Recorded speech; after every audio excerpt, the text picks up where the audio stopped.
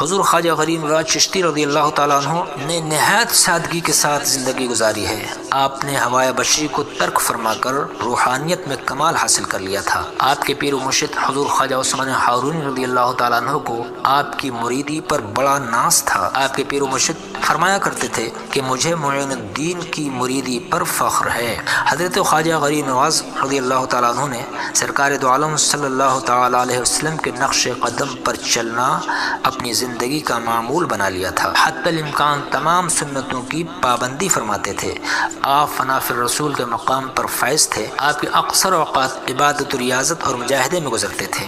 آپ اکثر باوضو رہتے تھے۔ آپ اپنے دور میں عالم العلماء سمجھے جاتے تھے۔ عشق رسول آپ کا جوہر غالی تھا۔ آپ عالم و فاضل بھی تھے، قاری قرآن بھی تھے۔ آپ اپنے دور کے فقیہ اعظم بھی تھے، امام الائمہ بھی تھے، حافظ قرآن بھی تھے اور مفسر قرآن بھی تھے۔ قرآن کریم کی کثرت سے تلاوت کرتے تھے، یہاں تک کہ حضور خواجہ غریب نواز رضی اللہ تعالیٰ عنہ 24 گھنٹے میں ایک مرتبہ قرآن عظیم کی تلاوت کر لیا کرتے تھے۔ آپ اپنے دور کے ایک عظیم شاعر بھی تھے، صاحب تصانیف و تعلیف بھی تھے۔ آپ کی تصنیف کردہ کتب میں سے بعض یہ ہیں: انیس الارواح، کشف الاسرار، کنز الاسرار، رسالہ تصوف منظوم، رسالہ آفاق و انفس، حدیث المعارف، رسالہ موجودیہ، دیوان معین وغیرہ۔ اس کے علاوہ اور بھی کتب ہیں جو آپ نے تصنیف فرمائی ہیں۔ حضور خواجہ غریب نواز رضی اللہ تعالیٰ عنہ کی مرید نوازی بہت مشہور ہے۔ آپ اپنے مریدوں کا بہت خیال فرماتے تھے۔ آپ کا فرمان عالی شان ہے کہ اللہ نے اگر معین الدین کو جنت عطا فرمائی تو معین الدین اس وقت تک جنت میں قدم نہیں رکھے گا جب تک اپنے مریدوں کی بخشش نہ کروا لے۔ کسی نے کیا خوب کہا ہے: نہ تخت و تاج میں نہ لشکر و سپاہ میں ہے، نہ تخت و تاج میں نہ لشکر و سپاہ میں ہے، جو بات مرد قلندر کی بارگاہ میں ہے۔ نہ پوچھ ان خرقہ پوشوں کو ارادت ہو تو دیکھ ان کو، نہ پوچھ ان خرقہ پوشوں کو ارادت ہو تو دیکھ ان کو، یدے بیضا لیے بیٹھے ہیں اپنی آستینوں میں، یدے بیضا لیے بیٹھے ہیں اپنی آستینوں میں۔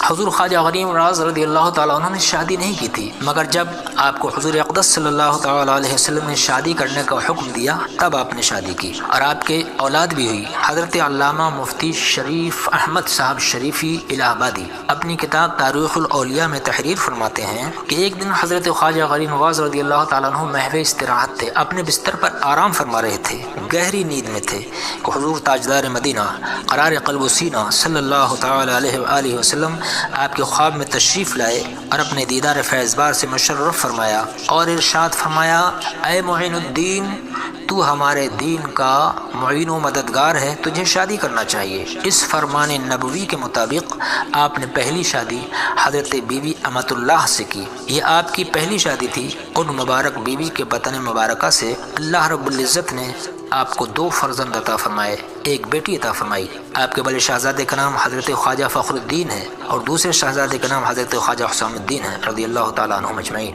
اور آپ کی پیاری بیٹی کا نام حضرت بی بی حافظ جمال ہے۔ اس کے بعد آپ نے دوسری شادی بھی کی اور یہ شادی حضرت سید وجیہ الدین کی صاحبزادی حضرت بی بی عصمت اللہ سے کی اور ان کے بطن مبارکہ سے حضرت شیخ ابو سعید پیدا ہوئے۔ حضرت خواجہ غریب نواز کے بڑے شہزادے حضرت خواجہ فخر الدین کھیتی باڑی کا کام کرتے تھے، وہی آپ کا ذریعہ معاش تھا۔ 5 شعبان المعظم 661 ہجری میں آپ نے وصال فرمایا۔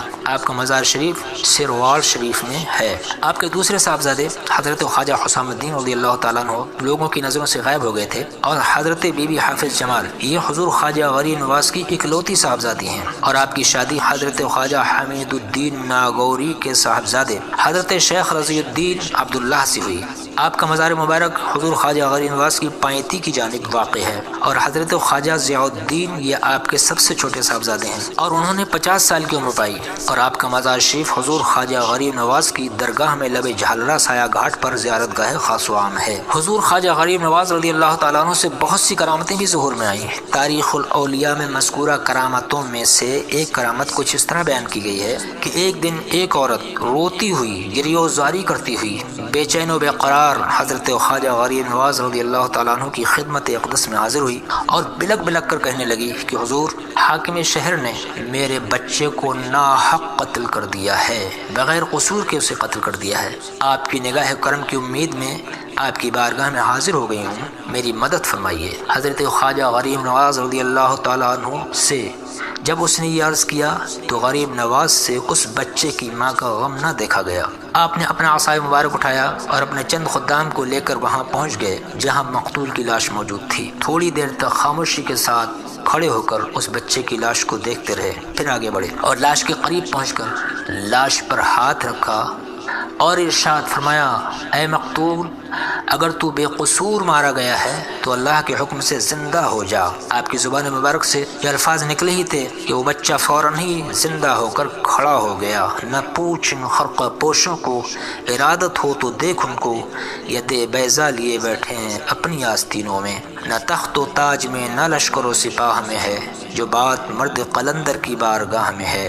نگاہ ولی میں وہ تاثیر دیکھی، بدلتی ہزاروں کی تقدیر دیکھی۔ خدا کے خاص بندوں کی تو یہ تاثیر ہوتی ہے کہ ان کی ٹھوکروں کی خاک بھی اکثیر ہوتی ہے۔ خواجہ خواجگاں دین کے وہ معین حامی اہل سنت پہ لاکھوں سلام۔ خواجہ خواجگاں دین کے وہ معین حامی دین و ملت پہ لاکھوں سلام، اور جتنے ہیں شہزادے و شاہ کے ان سب اہل مکانت پہ لاکھوں سلام۔ خواجہ خواجگاں معین الدین، اشرف اولیاء روئے زمین، مطلع در صفات او گفتم، مطلع در صفات او گفتم، در عبادت بود چو در سمین، در عبادت بود چو در سمین۔